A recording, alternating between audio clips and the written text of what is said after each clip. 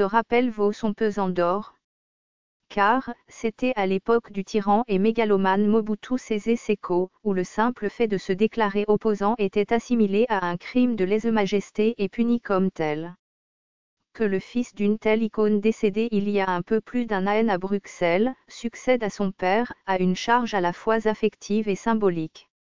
C'est quelque part, une sorte de reconnaissance posthume à l'immense et formidable travail abattu par le père dont la dépouille attend encore d'être rapatriée sur le sol qu'il a vu naître et auquel il a dédié toute sa vie. Mais l'on peut avoir tort de réduire la promotion de Félix Tshisekedi au sein de l'UDPS à sa filiation. Car, ce dernier n'a jamais tergiversé sur sa fidélité aux valeurs défendues par le parti créé par son père. Mieux, il a occupé, par le passé, d'importantes fonctions au sein de l'UDPS. Il n'est donc pas un ouvrier de la 25e heure, qui, en bon opportuniste, a profité de sa filiation pour se faire une place au soleil, comme l'ont déjà fait, sous nos tropiques, bien des fils de. L'on peut donc affirmer que, subjectivement et objectivement, il a le profil de l'emploi, n'en déplaise à tous ceux qui perçoivent son élection à la tête de l'UDPS comme une passation de relais de type monarchique. Le grand défi que doit relever Félix Tshisekedi est de créer un large rassemblement. Maintenant que son parti l'a jugé apte à conduire la troupe, la grande question est de savoir s'il aura la carrure nécessaire pour chausser les bottes du père. Cette question est d'autant plus pertinente que Félix Tshisekedi n'a ni le charisme, ni le sens de la tirade politique de son défunt père. Cette réalité, loin de le décourager, devrait au contraire être une source de motivation pour gérer au mieux l'héritage de l'illustre disparu. Il a même l'obligation morale et politique de faire mieux que lui.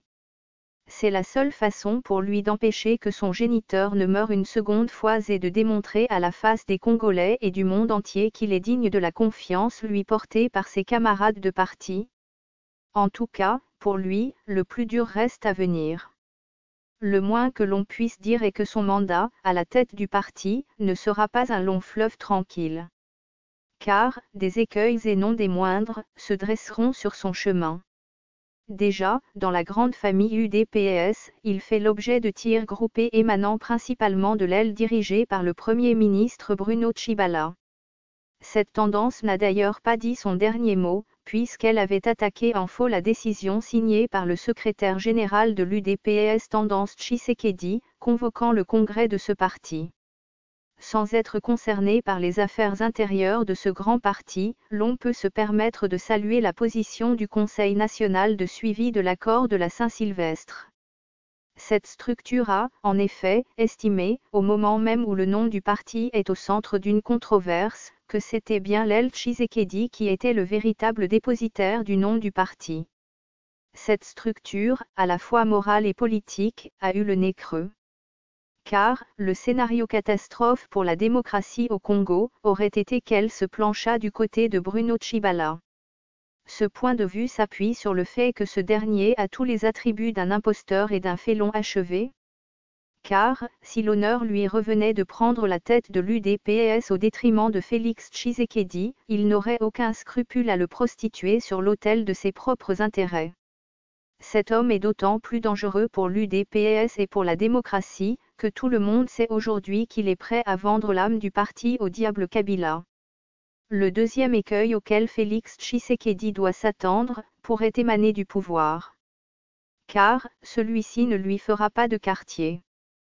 Tous les moyens seront mis en branle par l'homme fort de Kinshasa pour lui chercher des noises. Il faut donc, dès à présent, qu'il se prépare psychologiquement, moralement et politiquement à faire face à cette adversité. Mais le plus grand défi que doit relever Félix Tshisekedi est de créer un large rassemblement, au-delà de l'UDPS, autour de sa candidature. C'est à ce prix et seulement à ce prix qu'il pourrait se donner toutes les chances d'être le premier Congolais à réaliser la première alternance démocratique en RDC.